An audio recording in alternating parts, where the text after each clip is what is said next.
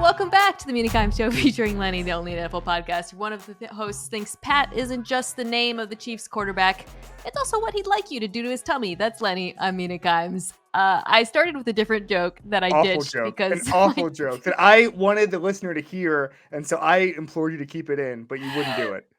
It involves the name of the football team in Washington, the president's dog, who, you can kind of go from there. I don't even know if he's still the president's dog. He didn't bite too many people. I have not kept up on that. You didn't follow that? Okay. Is the Isaiah Pacheco of the White House?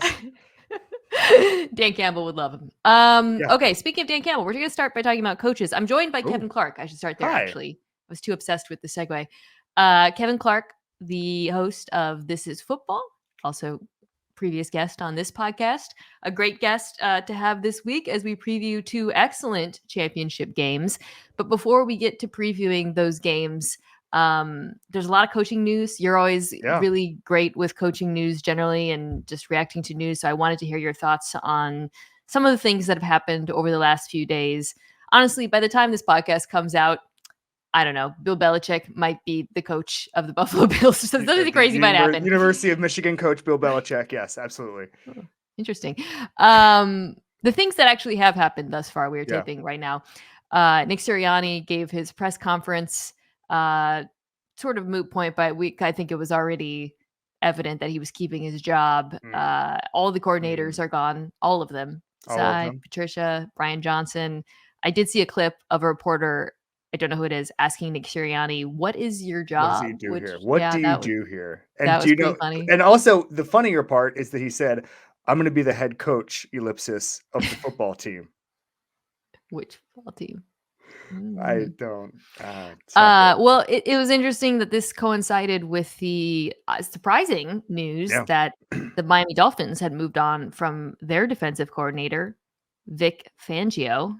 Immediately, people connected some dots. There's a lot of speculation that Fangio, who was a consultant with the Eagles during their Super Bowl season, might become the defensive coordinator of the Eagles. So I thought we should start there before we get to Callahan and then maybe briefly touch on the remaining jobs. First of all, but I do want to say I put out a video today on YouTube, youtube.com/@MinaKimes, with our buddies Nate Tice and Chris Long talking about how to fix the Eagles. Like what needs to be done. Nate focused on the offense, Chris focused on the defense. We don't have to get into all of that. That is obviously a very long conversation that will be had many times over the offseason.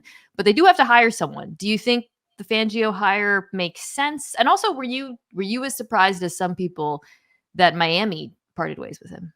Yeah, I mean, I think that Vic Fangio is better than a Vic Fangio impersonator. So let's start there. For the Eagles, that's a good move. I was surprised because there was literally no chatter. There was no you're normally like if this is going to happen, like on December 20th, someone says, oh, there could be, it could be looking elsewhere. There could be any leaks like this. This came out of nowhere. This is a true holy crap type of announcement from the Dolphins this afternoon. So I was surprised by it. I was also surprised at the Ian Rappaport report that Brandon Staley could be a candidate. That's a downgrade in my opinion. He's from the Fangio tree. So he's from the Fangio tree. He's a aforementioned Fangio impersonator, a worse version of Fangio, a guy who I think you always have to. There's two types of sort of head coaches, fallen head coaches. And one of them is the grinder, just trying to say, hey, I'm back to my roots. I'm going to do this. And one is maybe like overqualified and like goes in a tailspin a little bit. I have no idea what Brandon Staley is going to be, but you always have to sort of self-scout for that. Personality wise, that's a lot of Reddit energy in that coach's room. If you have McDaniel and Staley. But I think that I'd rather have Vic Fangio is the best DC in my opinion on the market. And the Eagles got him and the Dolphins lost it. And I don't know how else you could spin that. Is that the least physically intimidating coach? No, there's some really old although some of those old defensive coordinators, the old guys, that's old man. I know, like every time there's stories now about potential hires, they show Wink Martindale's picture and I like visibly flinch every time they show it. Looks like he's about to just bounce through the screen and blitz me. Well, let me ask you, how would you rate Fangio's performance last year? I thought it was okay.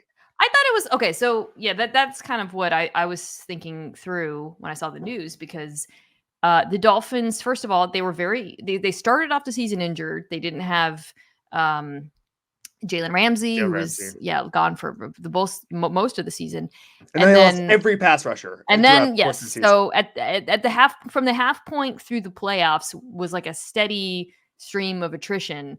And I actually thought it was in that part of the season that the defense played their best football, and I was the most impressed by Fangio, including in the postseason when the defense is not the reason that they lost. Yeah. So I actually thought, it took them a while clearly to coalesce as a unit, and this is something we always hear with Fangio defenses. They're complicated. Yeah. Year 2 is normally the leap year if you look at some of the data in the past. Which is part of the reason why I'm surprised, because again, I thought, by the end of this defense, the season they were playing really well. So I thought, okay, they can ride that into next year and guys will come back and be healthy.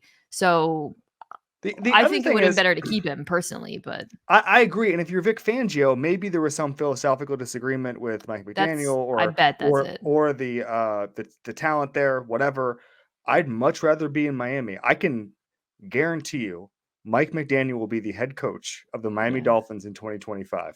I don't know if Sirianni is going to be the coach on October 10th of 2024. And maybe that's part of it. Maybe Vic, maybe Vic wants to ride again. But I'm just saying situationally, it's pre-fired there. It's going to be toxic from day one of training camp. They asked the coach what he does today on January 24th. The season doesn't start for 9 months. What's going to happen on August 3rd? Well, also from Fangio's perspective, we've talked about this a lot. This is something Chris and I got into in the video I referenced. That defense has a lot of holes. So from a talent perspective, I think he's downgrading and the challenge is greater. That said, the bar is hell right now for that defense. So he can certainly benefit from that as well. It makes sense to me for Philadelphia, just looking at it from their standpoint. Speaking of Vic Fangio impersonators, he looks to me like a Jeffrey Tambor is the name of the actor who Arrested Development, right? Every time I look at him, I see that actor. That's his name, right? Yeah.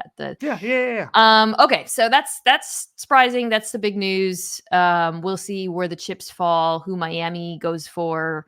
There's a lot of one side effect of all of these head coaches changing jobs is it means there's a lot of coordinators floating around, because normally you wouldn't, see a guy like Shane Waldron, for example, make what is a lateral move going from being an offensive coordinator in Seattle to an offensive coordinator in Chicago. But they fired Pete Carroll and his whole staff is basically currently being turned over. So that opens up those guys for jobs that otherwise they wouldn't. I do want to hit that quickly because, it's all a bunch of Bears fans ask me about it. I think he's a good coach. I don't think he is the reason why we saw this revival from Geno Smith, quite frankly. But I do think that he was pretty creative when it came to his use of formations and personnels. I thought the offense, especially, there were stretches where I thought what he was doing, both in the pass and the run, was really well tailored to the players he had. I did get a little bit frustrated in this season for long stretches when it felt like they were kind of abandoning the middle of the field. So I'll just be curious. But what's interesting for me, Kevin, is not looking at the Seahawks offense and asking what's translating. What's interesting is saying, does this have any bearing on what they're going to do at quarterback? And I don't mean the question of moving on from Justin Fields, which increasingly feels like a foregone conclusion. We'll see. But which of the quarterbacks in the draft, do you hire Shane Waldron? You and I both know in that interview, they probably asked him about Caleb Williams and, and is he the right coordinator for him? I think that is something that they had to figure out in Chicago, which means they also had to have a pretty strong sense of what they want to do at the position.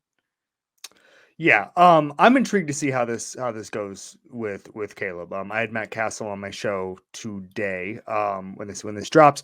We talked a little bit about that, and Caleb, like most college quarterbacks, held onto the ball for a long time. He's gonna have to get, and that's true. It's funny because I was looking to ding Caleb before this season. And I was like, man, he holds onto the ball for a long time. And I was watching him. Drake May too. They both hold onto the ball long. And my theory on this is that it's a generation of quarterbacks. It's not just these guys, but a generation of quarterbacks who have never been punished for holding onto the ball too long. Zoomer culture strikes again. Only 90s kids knows what it's like to get just driven into artificial turf in 1999. These Zoomers, they think they can hold on to it for 3.3 seconds and nothing's going to happen to it. There won't be any consequences. I was watching tape of him and I was like, God, he's got to get rid of the ball. So I went back and looked at recent quarterbacks and how long they held onto the ball. And literally going into this season in his college career, Caleb Williams had the exact same time to throw as Patrick Mahomes. So it's just different. Like, but isn't that again like a Zoomer thing where they're like, oh, I can do what Patrick and Lamar do? And it's like, maybe you can't though. Maybe you can. A little overconfidence. These parents need to tell them no more often, is what I'm hearing. These guys, all the college quarterbacks just stand back there and pat the ball. And it's like, I know they can get away with it in college, but it's like in the pro, it's just so hard. Patrick Mahomes. You might not be Patrick Mahomes. You might not be. Someone in their life needs to tell them that. Patrick Doherty and I were joking today on the pod about how we keep saying we need a Mahomes to compete or whatever. And I think the answer is just have Mahomes. There is we're getting to the point now where it's just like you have to have Patrick Mahomes in order to win the Super Bowl. There's no a Mahomes type. It's just one person. So anyway, to answer your question, like I don't know if you necessarily I thought the Cliff Kingsbury, Caleb Williams thing might have ended in disaster. That's just too much familiarity. I don't think I think we overrate making someone comfortable early unless they're starting to trend towards bust. I think you just hire the right guy and then you just figure it out. If you hire a flexible enough mind, you don't have to do square peg round hole. And I think that they'll be fine with Waldron and that sort of infrastructure there. I'm more concerned about the talent around him. Let me edit what I said about Shane Waldron. Bears fans, he has the distinct advantage of being capital and not Cliff Kingsbury, because that was rumored at one point. They could have gotten so much worse. So you never have to imply to Bears fans or clarify that it could have been worse, because they know that it could have been worse. They've seen it. You would not believe the things they've seen. It could be worse. You're right. Okay. One more hire. Brian Callahan, the Bengals offensive coordinator, who did not call plays. That was Zach Taylor. Was hired by the Titans. This kind of it was an interesting piece of news for me, because it was presented as both this is out of left field and they had to move fast because a bunch of teams wanted Brian Callahan. And that it sounded like they had him in mind the entire time, which I had not heard. Yeah, I don't know. It's a lot of smoke right now. Let's just ignore the smoke around it and talk about the coach, because you kind of know him. Yeah. So I spent a long time interviewing him on the record, and one of the amazing things about him is on the record and off the record, there's no difference. He's very blunt and thoughtful about the game of football, and I think that you're going to get a level of communication in Tennessee that is frankly unparalleled.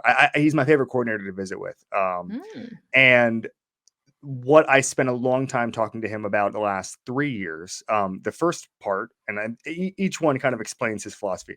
The first time we talked was going into Burrow's second year, and he basically detailed that he wanted Burrow to empower Burrow to be in Peyton Manning mode, what he called, which is basically let the quarterback run the offense. And obviously that doesn't mean like literally just have him do the playbook, but like empower him to change the culture of the franchise, to have a say in everything. And frankly, I mean, it's the technical term for let him cook.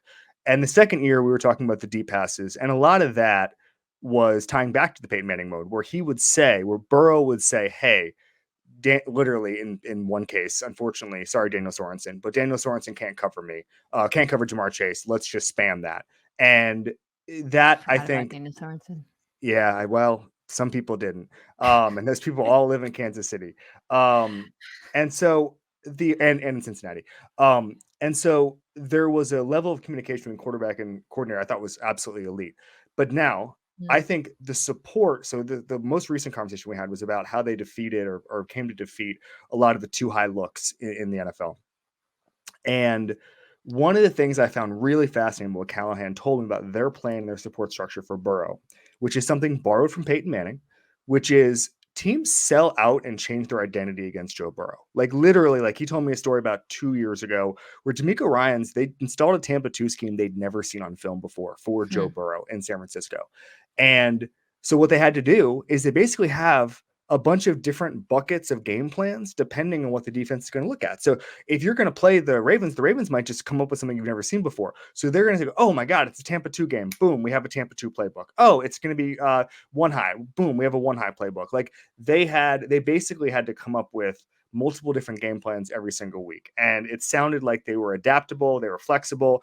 Burrow seemed like he loved it and was comfortable. So when I hear that, I think of a guy who's just there to support his quarterback, which is literally the number one requirement of a coach in 2024. So I can't say if this is going to work. Thoughtfulness to me is nothing other than the communication will be good. Like I can tell, like there have been certain times, like I remember talking to Freddie Kitchens and ask him the kind of questions I'd ask Brian Callahan, and Kitchens would be like, yeah, I don't know, man. And I was like, oh, I don't know. Either he's like kind of a jerk, which he wasn't, or he's not putting a lot of thought into this stuff. And so I think interviews can be overrated sometimes as a gleaning of a personality. But what I can say is that like Brian Callahan knows ball and knows how to support his quarterback. Yeah, I think for Tennessee, the two most look, there's so many things that go into being a head coach in terms of management, leadership, hiring, communication, all of it, that I'm always reticent to say anything definitive about hires when they happen. But I think for Tennessee, it's very obvious that the two most important things this offseason are to help your quarterback, because it does seem like they're going to ride with Will Levis, and to fix the offensive line. And along those lines, this hire does seem to satisfy those requirements, or it seems on its face to. Brian Callahan's dad, Bill Callahan, is like one of the greatest offensive line coaches of all time. I assume he's going to come with him. I don't know. That hasn't been... Paul Diener from the Bengals beat said the other day that Brian has said he wants his dad to coach with him one day. But that's the only like evidence is that he has said many times he wants his dad to coach with him. Big Bill should play hardball in negotiations with his kid. My God. Negotiations are broken down. Walk away from the negotiating table. Okay. Well, the other thing though is separate from that, Cincinnati definitely had their challenges from a personnel standpoint with offensive line play over the years, and that is certainly the case in Tennessee. And then from the quarterbacking standpoint, everything you said about Burrow really hits home. But I was really, really impressed as a University of Washington fan from what I saw out of Jake Browning this year. And I've talked about this. I did not think that dude could play in the NFL, and he made me look stupid. Yep. I thought he played very well. Not like I don't think he should be like a starter, I'm saying, but again, relative to expectations, he belongs in the league, as they say. And I thought also that he's a guy. He's a dude. He's a dude. He is a dude. He's definitely a dude. And I thought Taylor and Callahan did an excellent job of rejiggering the offense around him. Like that very first game when he like went off as a starter, I had such low hopes, in part because the Joe Burrow offense that you alluded to puts so much on the shoulders of the quarterback, right? You're just asking, you're sitting in the gun, and he is masterminding that thing. So, and I was like, there's no way Jake Browning can do that. Then he shows up and it's a totally different offense. The RPOs, the boots, the ball's coming out quick. And I'm like, oh, okay. Like they did the thing. They did the thing we want all coaches to do, which is to call an offense actually based on the players in the field. So I thought that augured very well for Callahan.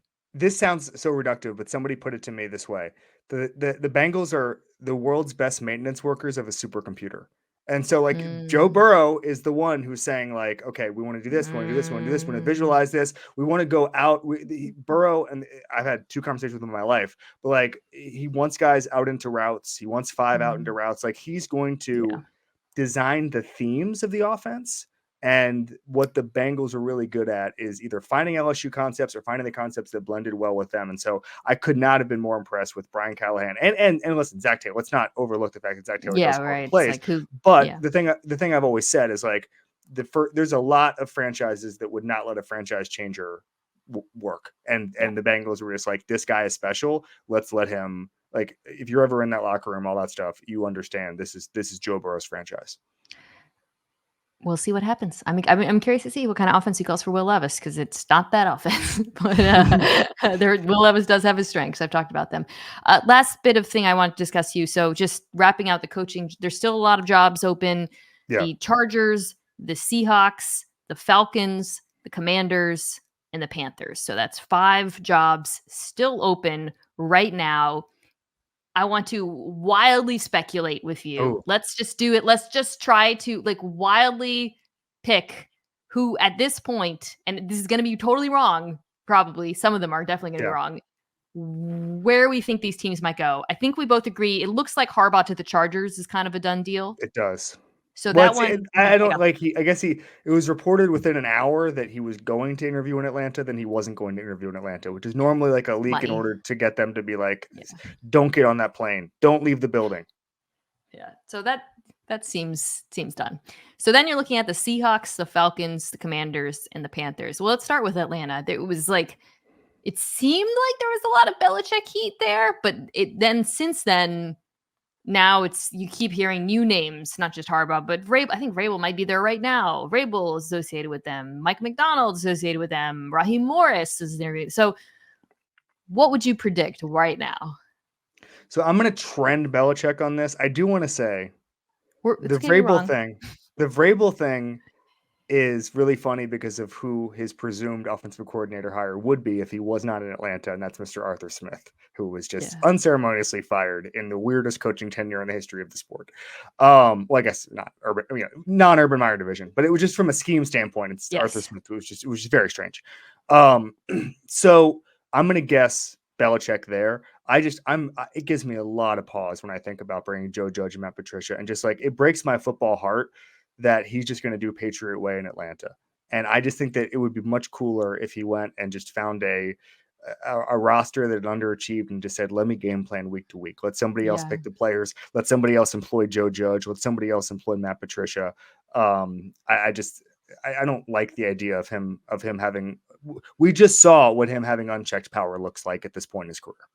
Yeah. I'll stick with that as well because none of the other teams make sense. I think it's either Atlanta or Belichick just takes the year off. The Mina show with Bill Belichick? Why not the Belichick show with Lenny, huh? Ooh. Okay, so along those lines then. So let's do that. Seahawks, Commanders, Panthers. Which of these 3 teams, Ben Johnson, Commanders, in my opinion. Not Panthers. So someone floated to me the idea that, like, what if Tepper just says, screw it, 10 years, $100 million for Ben Johnson? Like, what if he just decides to change the paradigm? Because there's no salary cap for coaches, as we know. I just don't think Ben Johnson is that guy. He's never coached. I love Ben Johnson. I spent some time with him in Detroit when I was doing that Dan Campbell piece. But like, it makes more sense for him to go with Adam Peters, be with the Commanders, good ownership there. The bar, as you mentioned earlier in Philadelphia, the bar is hell in Washington. It's a better job. Yes, it's a better job. They're starting over. There's going to be patience. I'd rather have Washington.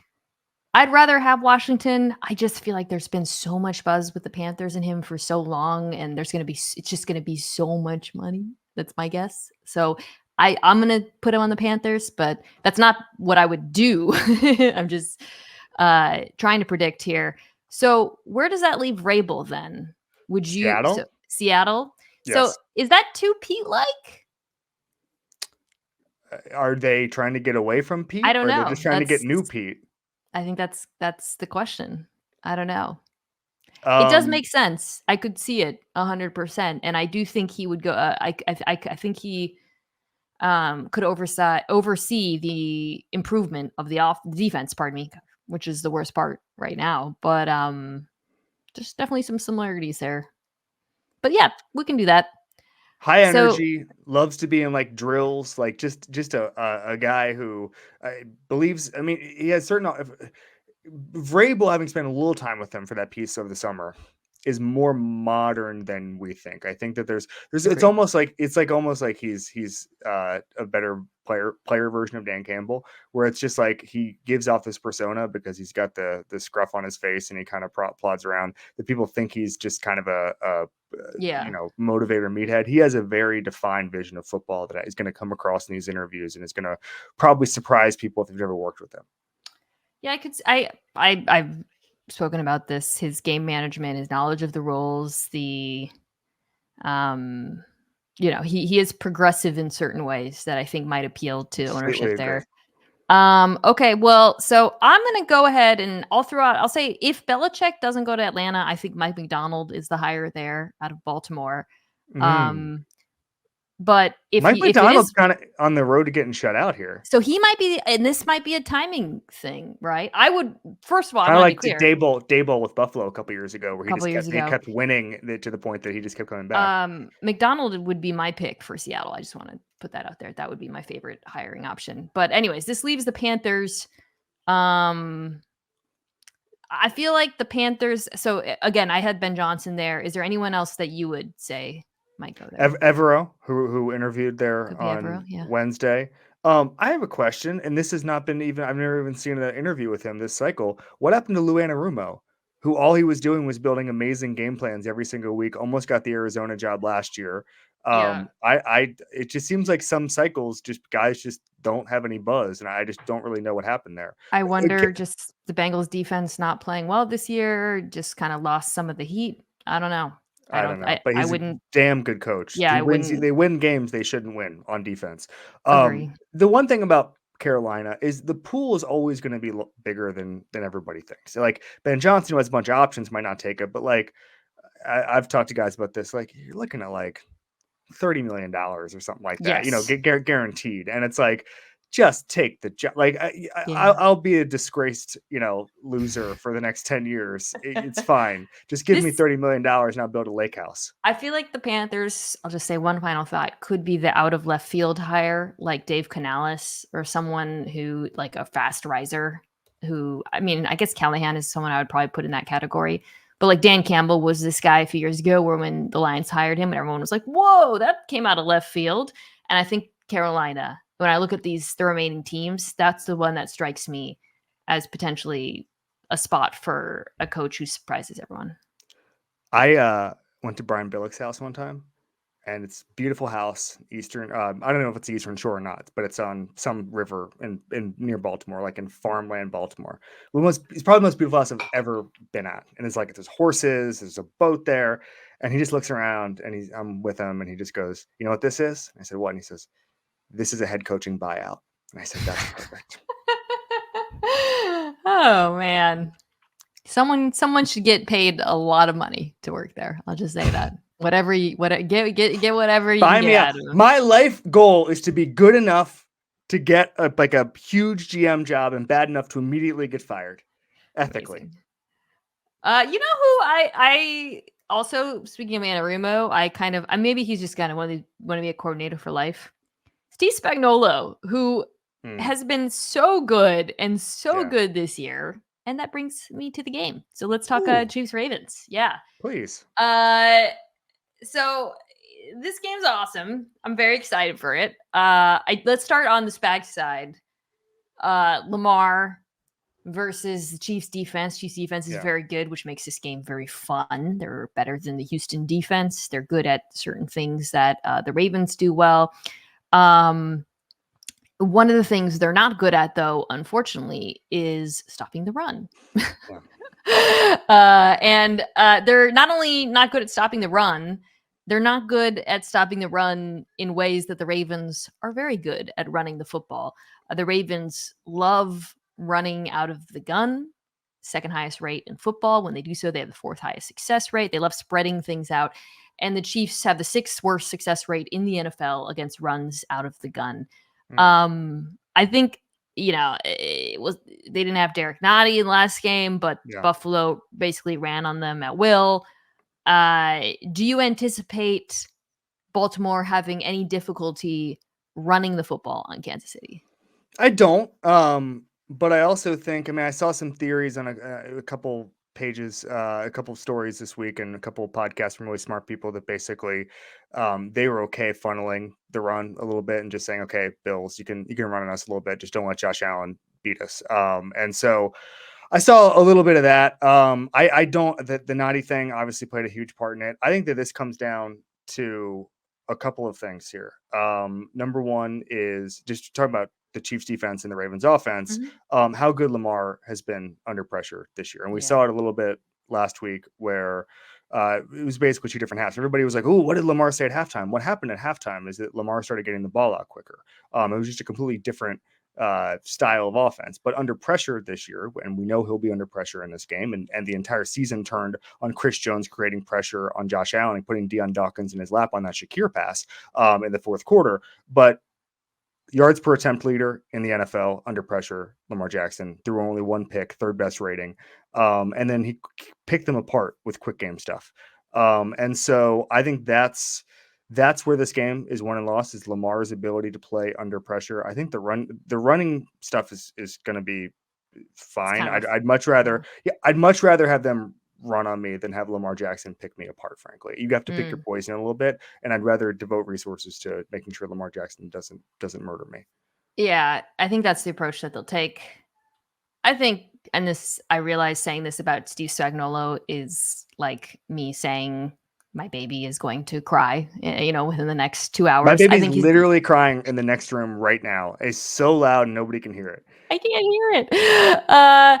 He's going to blitz him, and it's the right thing to do. Yes. We saw, even though, to your point, Lamar and Todd Monken basically solved it in the second half, it's still very clearly what you should do against Lamar Jackson, because against the 4-man rush, he had the best QBR in football last year. What struck me is against the 4-man rush, when the 4-man rush gets pressure, his QBR was even higher, which never happens. But there's a lot of reasons for that. One of which is that he is very, very hard to contain with the 4-man rush. And if someone actually does get pressure, he's very likely to break the pocket. Against 4-man rushes that got pressure, he had 37 carries for 274 yards. Obviously the best in the NFL. So if you blitz him, Kevin, at least then you're getting in his rushing lanes, which again, we saw Houston do with success in the first half last week. First half, yeah. And the Chiefs have generated generated pressure on 64% of their blitzes, which is third highest in the NFL. They blitz at the fifth highest rate, 40% over the course of the regular season. So there will be blitzes. And he is worse against the blitz, but he's not bad by any means. You just mentioned the numbers. Like, it's not like it's his kryptonite or something. It turns him into slightly more mortal, which is not particularly, like, he is playing like a god right now. And like I was stunned to see the other day that, first of all, intermediate passes, he has broken the record in the next gen era of 11 touchdown passes, and he broke his own record. Like, he is the king right now of the intermediate pass. Yeah. And you mentioned the legs thing. I was surprised to learn that he's the first player ever to be in the conference championship game leading his team in passing yards and rushing yards. This is literally unprecedented. He's playing as well as anybody. And my theory on this is that the record against the good teams, right? The unprecedented, 2 touchdown wins against 9 teams with winning records. Like, it's because when he's at his best, he's impossible to stop. And what's funny is the only other person I can describe like that on the offensive side of the ball is Mr. Patrick Mahomes. Well, we'll get to that in a second. But yeah, I think what I'm curious to see is the types of blitzes they throw at them. Yes. Steve Spagnuolo is diabolical. Diabolical is like a word I only use to describe blitzes. I don't know why. Or I guess when he did the 2 to 1 to 2 thing in the wildcard round, I was like, that's diabolical. But and not just blitzing, blitz the run, I think, is something that we'll see from them. I think one thing that I think is going to be a pretty significant theme in this game, Kevin, though, is when they don't blitz, they'll show blitz, which is something the Ravens obviously do with their simulated pressures. The Chiefs do it too. They did it against Buffalo a lot, where they would show 5 or 6 guys in the line. Guys would drop out. That's something I think Steve Spagnuolo will do a lot in this game. The problem is just when you do all of these things, someone has to have eyes on the quarterback. Willie Gay got hurt against Buffalo, huge. and that I think was quietly huge because I think he is the guy who they like to spy the quarterback, and what they would plan for Allen. So I think that's something that you have to coordinate as well. And I mean, that's just the kind of the math problem of playing Lamar Jackson is you have to do everything right, but then you also have to account for the fact that you're playing 11 on 11, and it's just nightmare. So first of all, diabolical is a blitz that you didn't see coming. If you see it coming, if it just looks like a blitz, pressure is coming and then it comes, that's called dialing it up. That's when you dial it up. Other thing I want to say that's huge in this matchup that I think is been an underrated storyline. Looks like, small sample size, Ronnie Stanley might be back. Oh, he was on a heater, except for when Lamar yelled at him. He did not allow a pressure, cost 23 pass blocking snaps over the weekend, according to Next Gen Stats, 74 run blocking grade. He was the weak link for parts of this season. And if he's just back, that is huge news in a game like this. Agree. Yeah, especially because the Chiefs love lining Chris Jones up at edge on key money downs. That's something I think we'll probably see a fair amount in this one, again, especially with the way Lamar runs. And how strong the interior of that Ravens offensive line is. They're just really, really good. I feel like kind of lost in this, to your Ronnie Stanley point, is how good the Ravens offensive line is. Like, we talk about Lamar under pressure and being blitzed and stuff. He's rarely pressured because they're amazing. They're the better offensive line in this game, especially with Joe Thuney potentially out, which I saw today. God. And it's so massive. Massive. Yeah, because let's switch to the other side. It's massive because the interior of the Ravens defensive line is freaking awesome. That was actually one of my biggest takeaways watching them last week against Houston is holy smokes, those defensive tackles balled out. Madubuike, Travis Jones, Broderick Washington, Michael Pierce, who had the very humorous rep where he chased CJ Stroud all the way to the sideline. He's like 350 pounds, dude. They are so good. So if the Chiefs are down, I guess it would be Nick Allegretti starting guard. I mean, he's experienced, but this is not the defensive line you want to be missing interior offensive line against. Daquan Jones and Ed Oliver combined for 0 pressures last week. And Joe Thuney, I think, was the primary blocker on 9 of those pass reps. Joe Thuney is unbelievable.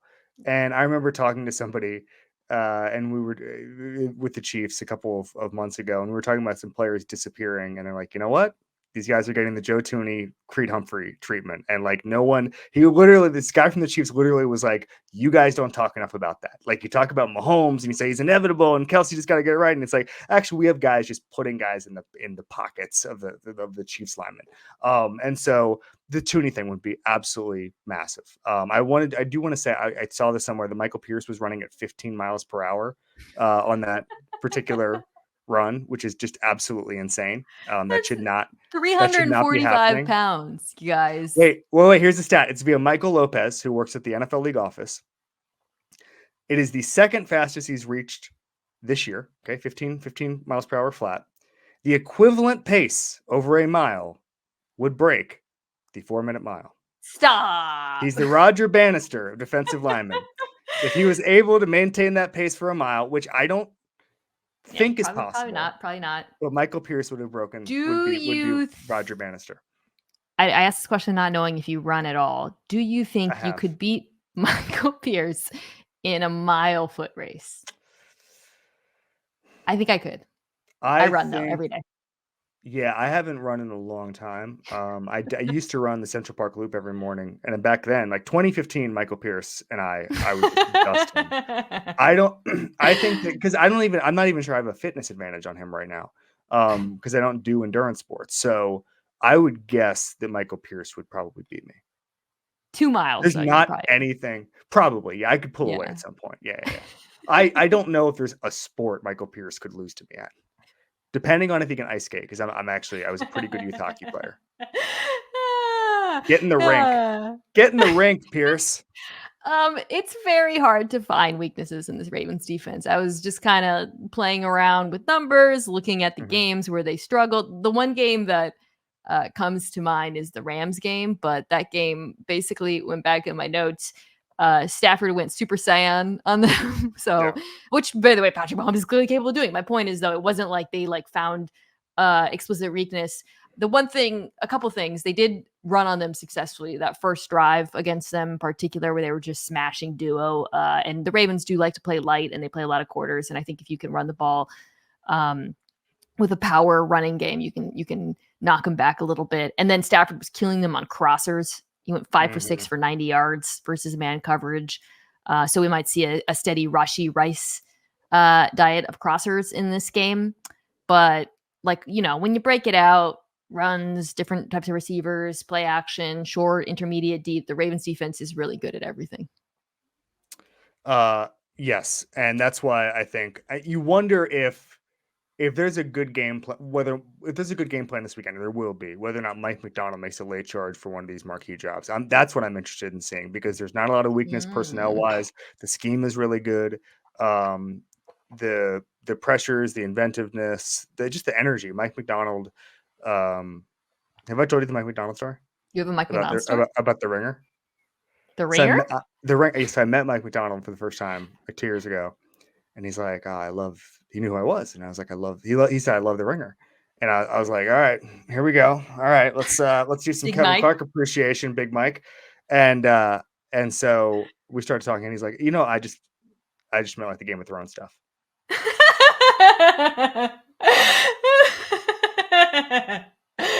Oh, that's humbling. So he's locked on Ruben and Concepcion. Not necessarily locked on. Does Valerie Rubin, who's a massive Ravens fan, know this? She does. I alerted her to that immediately. Yes, that's really big. That's good. Good for her. I'm happy for her. He's locked in on the fantasy stuff. The fantasy novels, not the fantasy football. Okay, can you imagine? I lied. There is one thing that I wanted to see how the Ravens did versus teams that use 12 and 13 personnel, because the Chiefs do use a lot of 12 and 13. We saw that in the last round. That was very deliberate against a Bills defense that was missing literally every linebacker. And they were like, okay, we're gonna come out with our tight ends and run the ball. But actually the Ravens are average against offenses that have multiple tight ends on the field. And so then I dug in a little deeper, trying to figure out what was going on. So part of the reason was they play them a lot with base, as defenses tend to do. And when they're in base, they're 22nd in EPA per play. When they're in nickel, however, that jumps up to 5th. That's a Kyle Hamilton stat, folks. So I think for the Chiefs, if you can, you ideally, if you run, I would say running the football out of those looks so that you can get Kyle Hamilton off of the field should be a goal in this game. I was listening to a gambling podcast this morning, no big deal. And they were all talking about hammering the Kyle Hamilton MVP, Super Bowl MVP bet, which I loved that. I loved that. Kyle Hamilton Super Bowl MVP. Just start the buzz now. Wow.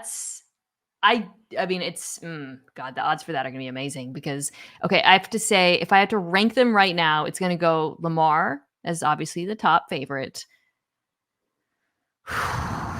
Will there be an offensive player? Wait, are we doing just the Ravens, or are we doing all just the teams? Ravens? We're not doing all teams. Okay. If the Ravens make it to the Super Bowl. Yeah, it'd be funny to imply that. Yeah, okay. Go ahead. But that's the thing about the Ravens. They don't have like a clear number one. I guess Zay Flowers will probably But if Zay Flowers had a huge game, it would just go to Lamar. Yeah. So I don't like any player other than Lamar. After that, you're looking at Roquan and Kyle, I think. They're kind of the two biggest. Yes. Yeah, interesting. All right. Well, I think that this is the side of the ball I'm really interested in seeing, because I think Mike McDonald's, and this is what is so impressive about him, he has absolutely bulldozed the Shanahan offenses. This is not a Shanahan offense, and this is not a quote-unquote Shanahan quarterback. This is much more similar to the Rams game that I talked about in terms of like the type of opponent you're facing.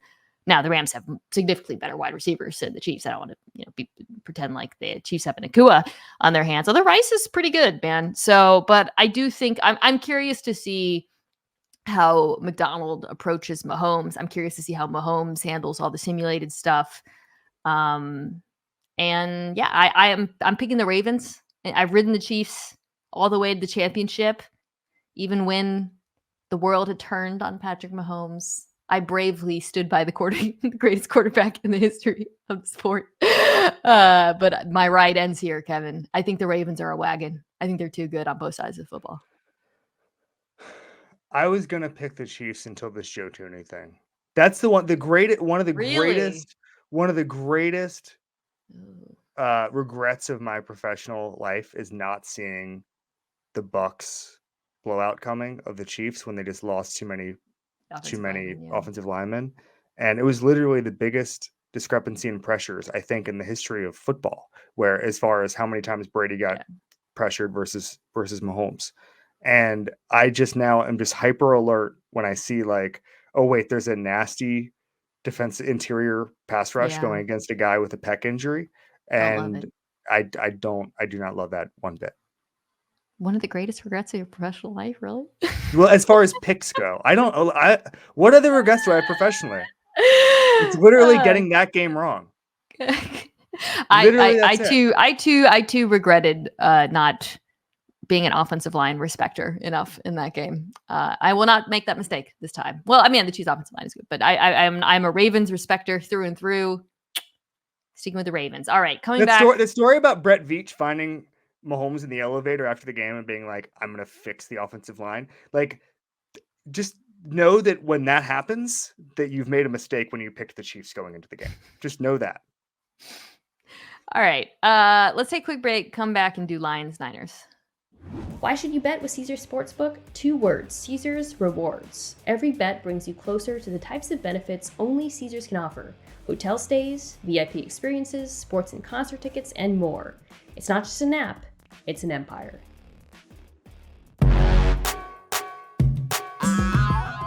Okay, we are back.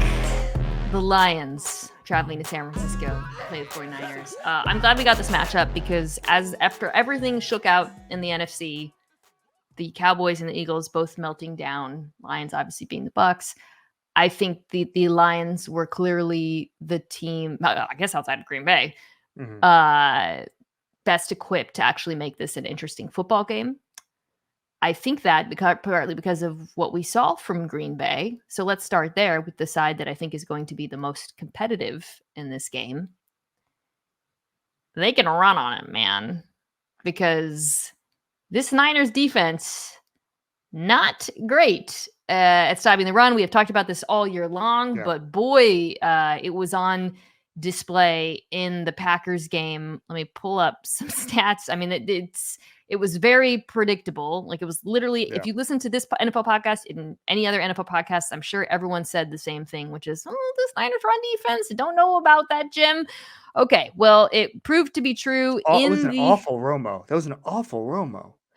Let me try that again. Was that the greatest regret of your professional career? No, that's doubting Josh Allen ahead of the draft. Oh, yeah. This Niners run defense. I don't know about that, Jim. Okay, that's the last time. I'll try it. Never again. Aaron Jones wrecked them in this game. Wrecked them very predictably, as I said. On runs outside the tackles, 9.5 yards per carry. That was, of course, included the 52-yard run, I think. A lot of those runs were in the direction of Chase Young, who was getting blocked down by Packers skill players. That was sort of a theme in this. The Packers running basically pin pull, little toss plays to Aaron Jones with their receivers like Wicks and Watson just blocking down Niners pass rushers. Could not set an edge to save their life. No reason to think the Lions can't do the same thing on the ground, Kevin. They're going to have to out of necessity. Like that's the way it's going to go, because what is Jared Goff good at? In breaking routes, middle of the field. What do the Niners have? They have Fred Warner and they have Dre Greenlaw. There's a stat called stops on pass plays, which is exactly what it sounds like. Just basically making the defense fail after they completed a pass. Dre Greenlaw is second in the NFL in stops on pass plays. Fred Warner is right behind him. Warner is first in the NFL in INTs with 4. Greenlaw had 2, and he has 2 dropped INTs this year. Overall, obviously we saw what he did last week. And so the middle of the field is not going to be open. So you're going to have to try something else. That's going to be runs. That's going to be using that offensive line, which is your strength in Detroit, to your advantage. I don't know how much we want to see Jared Goff under pressure. I mean, this is not, Kyle Long had the best analogy of all time about Mahomes on my show last week. We were talking about how Mahomes is like a jiu-jitsu fighter, where he knows his weakness in the offensive line and he knows how to use that against you. Goff, to me, he just wants to get rid of the ball quickly. He does not want to be out there being an acrobat or a jiu-jitsu fighter, as it might be. So it's going to be quick passes and it's going to be runs. And I don't know if they're going to be able to do the things they'd like to do. So it's going to be runs, and it's going to be hopefully aggressive play calling as far as fourth downs, positive game script, that kind of stuff, and then go from there. Well, that actually, I do think it's worth hitting the fourth down aggression, because I think because of those runs, it matters a lot. I think it's more likely than not that we will see Dan Campbell's Detroit Lions play for fourth down, call plays with the goal, after crossing midfield, of using all 4 downs, in part because that is their identity. That is, like what they do. But also because the Niners are not good at stopping the run. In fact, they allowed this season the highest conversion rate on short yardage runs in the NFL. So if I'm Dan Campbell, once I cross midfield, I am like, we just got to get to 4th and 1 or 4th and 2, because we got a pretty good shot. And I know that on the other side of the ball, which we'll get to, little dicey. We want to stay on the field. We want to score points. So I actually think it is worth stressing that Campbell's aggression, which he has stuck to all year long, is an advantage in this football game. Completely agree. So I actually know the sort of superhero origin story of the Campbell fourth down thing, which is he used to be a very conservative coach, very Parcellsian. He was a blocking tight end. Didn't have a lot of big picture analytic views. Worked under Sean Payton in New Orleans. And he said, this is when we met in his office a couple of years ago, he said, Sean Payton would go for it on fourth down a lot, obviously. And not only that, he was liable to do anything. He was liable to throw the ball 30 yards down the field on 4th and 1. And he said he looked at the defense and they were petrified. They were scared. And he was like, I want to do that to defenses. Like, it's being conservative is like, ooh, phew, they're going to punt. And he was like, oh, wait, these guys are crapping their pants because Sean Payton is running a fourth down play. And I thought that was the funny, because it's a mixture of trusting your gut and analytics, right? Where you're just like, oh, these guys are terrified. Perfect. And so it's a very Campbell way to come great unifier. He's the great unifier. He's the unifier really of the nerds and the jocks. I've been saying he is the one, the prince who was promised. The one. He's the prince who was promised. And so I don't think, by the way, Mike McDonald would love any sort of Prince's Promise. It would be all sorts of, I think he might be a Harry Potter guy. I'm going to look into that. He's got the look. I forget which of the books he was into. But yes, I completely agree with you. And on the defensive side, like, is Aiden Hutchinson's like supernatural pass rush win rate and his pressure rate, is that enough to carry them right now? Because we had Seth Waldron on the show earlier today, and he was talking about how he's basically doubled his pass rush win rate in these playoffs. He's playing out of his mind, but like that's it. Like I think that Hutchinson tripled up anybody else in the team in pressures this year. He's a one-man band, and small sample sizes that can work, but not against the Niners. No, yeah, it's so important to this game, by the way, on the other side of the football, because the Lions defense is not good. Sorry. They're good against the run. They're very good against the run. And you saw that last round. But first of all, San Francisco is a very different kind of run game. I'll be curious to see, though, from Shanahan's perspective, knowing that the Lions are so vulnerable to the pass and so good against the run, if he trusts he should, and I think he will trust the quarterback to win and his incredible skill players, regardless of whether Debo plays. We'll get to that in a second. But as far as the pressure goes, one thing Aaron Glenn did really well in the last round was deploying his DBs as blitzers, right, against Baker Mayfield. And unfortunately for him, Brock Purdy has been very, very good against D blitzes. In fact, the best DB blitzes, the best in the NFL.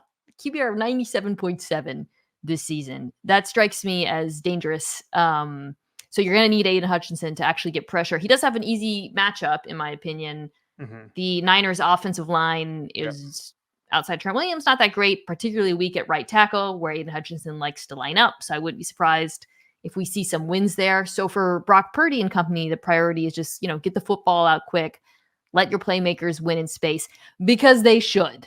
And that's even without Debo, Kevin. Like, let's talk about that. How right now, as of this taping, 50-50, didn't practice, sort of positive language. Not enough for me to get a really good read on him. What do you think about that? And how important do you think he is in this game?